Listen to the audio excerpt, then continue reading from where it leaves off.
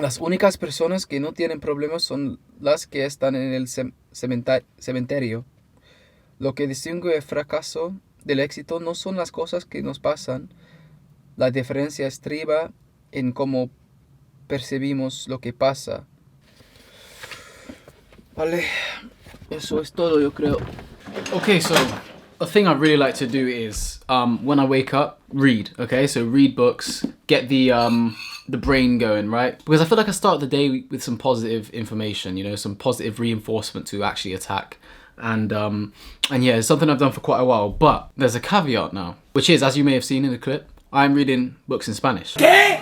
Why am I reading books in Spanish? Well, because I've been learning Spanish for a good few years, and I've been a bit inconsistent here and there, but for the most part, I've been consistently kind of, you know, keeping my head in the game when it comes to learning Spanish, right? And I'm now at the level where I can pretty easily, you know, read like a big book, self-help book in my target language. So it's just a good way to basically kill two birds with one stone, or matar a dos pájaros de un tiro, como decimos en español. Pero eso es lo que hago cada mañana. Solo leo algo como, no sé, 20 páginas, al menos. And after that, I just feel like I've started my day the right way, you know? I've got some nice information, I've challenged my brain, and I've done something that's counted towards my goal of basically dominating a language that I care about to learn, you know? So it's quite interesting actually. At the start of my language learning journey, I did think that I was going to be this type of guy that would spend some time in one language and then kind of drift off to the other one pretty quickly. But what I've noticed about myself is that I'm actually more keen on becoming as intimate as I possibly can with a language. I don't know why. Maybe it's because I feel like I want to be more proficient in a language than, you know, just average and kind of just about know how to get around. I feel like I kind of prefer the in-depth kind of connection with the language and its culture, and that's why I've kind of stuck around with Spanish, because there's other languages I want to learn.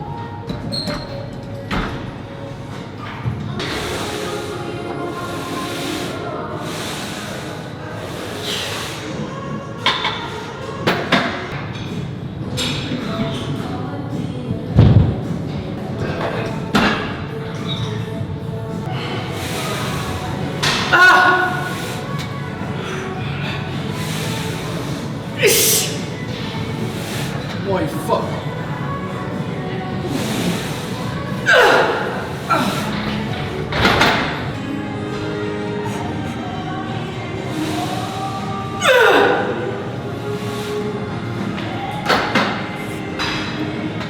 Well, this took an interesting turn. I was in the gym and I definitely tweaked my back. So the last training clip you saw was the last one today, but I don't think it's too bad, but I'm just going to be careful. I'm considering going back and doing a push session because it was during legs, right? So I'm considering going back and seeing if I can do push because I don't want to feel defeated. But at the same time, maybe I'll just leave it till tomorrow, see how I am tomorrow. But we'll see.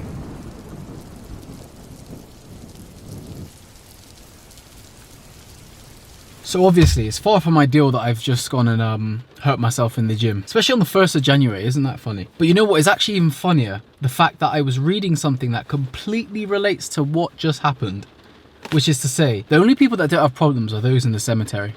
I said it's cementerio, it's cemetario, and I don't know why I said it weird. Literally, the only people that have problems are the people that are no longer with us, right? So in this life, there's always going to be a setback, there's always going to be a problem. But to be fair, I'm hoping, of course, that it's not going to be too much of a big deal. I've had little tweaks like this before, and they get better pretty quickly, but it's just the fact that I'm on a cut and I'm trying to make each and every single day count and push to my maximum. But obviously sometimes, you know, things happen, shit happens, so all I can do is do my best. So I should be able to train push tomorrow. I don't think it's too bad to the point where I'll be able to train push. It's just I can't do movements that engage my lower back too much, like overhead press and that sort of thing. I can figure out a way to train, especially given that I'm on a cut. I don't actually have to push too hard for strength gains, because at the end of the day, I'm just trying to maintain muscle. So if I've got to kind of take it a bit easy in terms of what movements I select for the week, then that's fine, just to let it heal. I was very mad about it. Obviously, I've calmed down a bit now. But this is the thing. What I want you guys to understand is that, you know, each and every single one of us, we all have problems and we all have things that get to us and things that we feel like we can't handle, perhaps. I'm not saying this is one of the things that I couldn't handle, but in general, we have problems, right? But just like I was reading the book, the only way you can live in this world and live a good life, a balanced life, is by taking everything that happens to you and choosing how to react to it. I've had times in my life where something like this would happen. I'd cave in, everything would go out the window. Fuck it, I'm just gonna eat like shit. I'm just gonna do this, do that. All these bad habits that I know I've been doing so well to resist, but because this one thing happened to me, or these little things happened to me, I'm gonna quit. Like, I'll tell you right now, I used to have that tendency. I used to be so, I guess you could say, pessimistic. I used to be very pessimistic about a lot of things in life. Maybe I still am to a degree, but it's in moments like these that I see it as a test now. I'm just like, okay, you know, that's how it's gonna go. I'm gonna tweak my back in the gym today on the 1st of January. Okay, haha, funny. But watch me. It's just a test. Every single time it's a test, and I've just got to pass it. So it's almost as if God is saying to me, this is happening to you right now. What are you gonna do about it? I know genuinely in my heart of hearts that it's my responsibility to react the right way to what's happening. And that's how I see it now.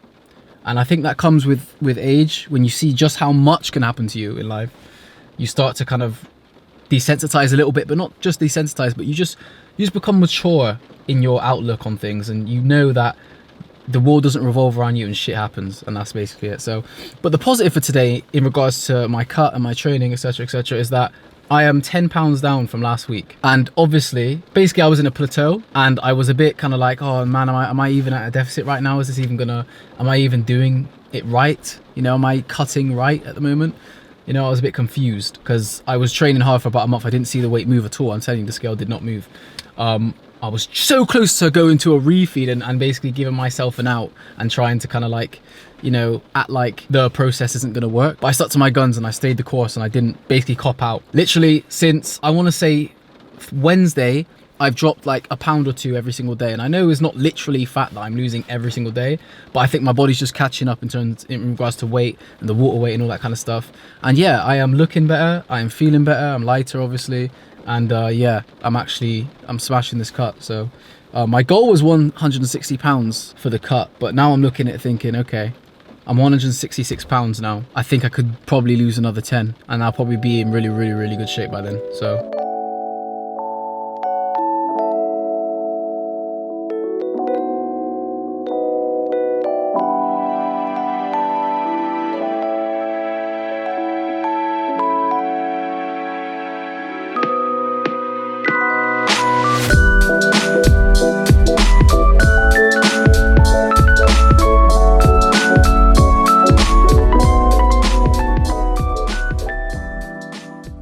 So my last video I talked about habits being an important, or the most important facet of actually having a good 2024 where you actually reach your goals, right? Because essentially what habits are, they're the mechanism or the vehicle that's going to take you to the goals that you set at the start of the year.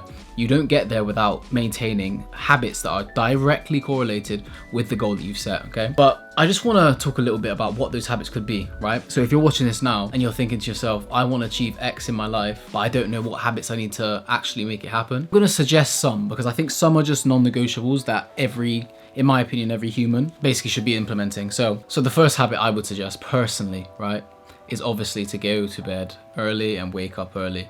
Why? Because if you do this, you're gonna feel human.